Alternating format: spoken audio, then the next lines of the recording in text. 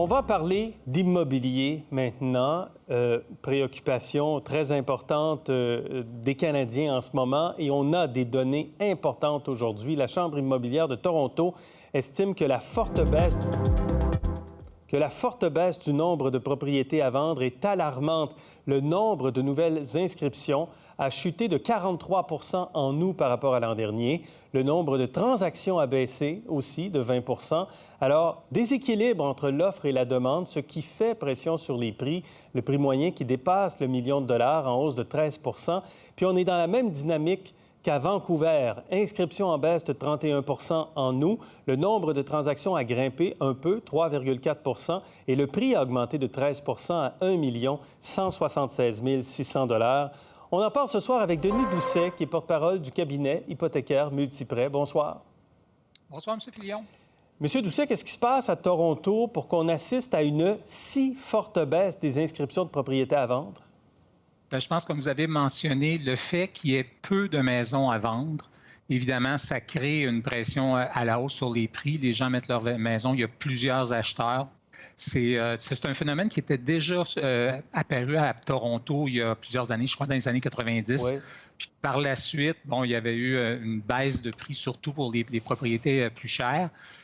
Puis là, on semble s'en retourner dans un phénomène à peu près semblable. Mais même chez nous, on voit ça. Ça fait des années qu'on voit l'offre qui n'est pas au rendez-vous. Il manque de construction? Il manque de construction, c'est sûr. Je pense que les prévisions qu'ils ont faites ont peut-être négligé la croissance de la population qu'on a eue un peu partout au pays, puis incluant le Québec. Puis ça fait qu'il y a plusieurs personnes qui voudraient acheter, mais la disponibilité de propriété, puis depuis le début de la pandémie, on a vu d'ailleurs dès le mars 2020, plusieurs personnes ont retiré leurs inscriptions du marché, puis ils ne sont pas revenus encore.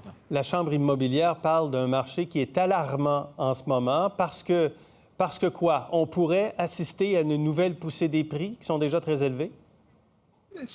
Évidemment, s'il y a peu d'offres, dès que les gens veulent acheter, il va y avoir une surenchère qui va se produire, comme ça se produit depuis un an.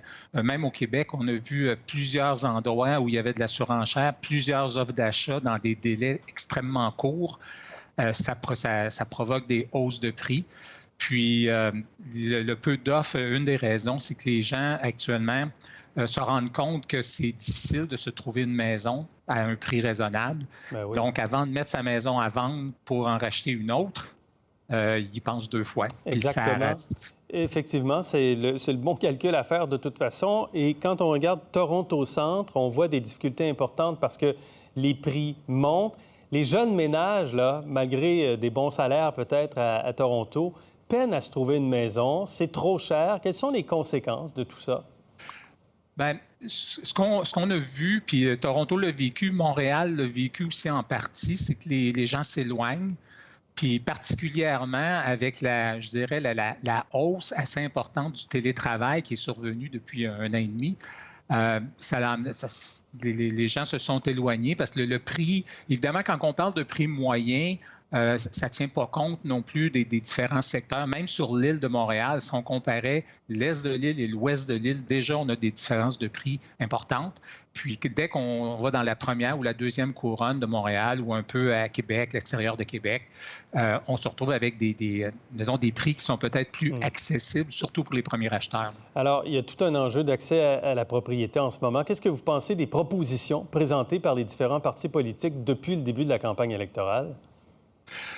Bien, il y a des idées. C'est sûr que ce que les libéraux ont proposé d'avoir une espèce de CELI qui ne serait pas imposable au niveau du bénéfice.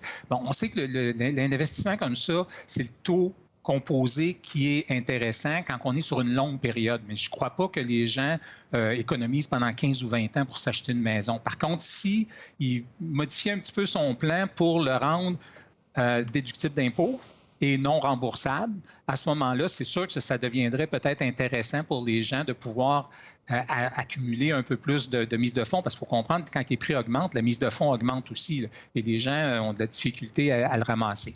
Du côté du NPD, le 20 qu'ils veulent appliquer sur les étrangers qui n'habitent pas au Canada, c'est pas une mauvaise idée. Par contre, c'est pas ça qui va permettre à des premiers acheteurs d'acheter une propriété. C'est peut-être dans les propriétés un peu plus haut de gamme là, que là, ça pourrait peut-être assainir un peu les hausses de prix.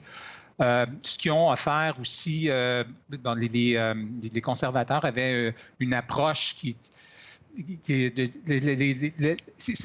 dans tous les cas, ce n'est pas une approche qui aide les gens, les premiers acheteurs, surtout à acheter une propriété. C'est des choses qui, politiquement parlant, peuvent peut-être donner certains votes, mais ça ne permettra pas. Quand on regarde la situation, puis particulièrement au Québec, là, avec les salaires que les gens font, c'est assez difficile d'accumuler l'argent et de pouvoir se qualifier aussi parce qu'on parle on donne des choses. Le taux de qualification actuellement, le gouvernement a décidé là, depuis juin dernier à 5,25 % quand on calcule. Oui. Donc, indépendamment, même si les prêts sont à 1 point quelque chose, il reste qu'il faut qualifier la personne à 5,25 et ça n'a pas changé. Puis malgré toutes les mesures qu'ils mettent en place, ça ne changera pas. Ce qui veut dire que la capacité d'emprunt ne pourra pas nécessairement augmenter. Ça va être la même chose. Fait que si les prix augmentent et la capacité d'emprunt n'augmente pas, on a un sérieux problème pour la mise de fonds. Absolument. Je mentionne que les données pour Montréal seront publiées mardi. Nous allons en parler. Denis Doucet, merci beaucoup d'avoir été avec nous. Ça me fait plaisir. Au revoir. Au revoir. Pour voir nos émissions en entier, rendez-vous sur la chaîne ICI RDI.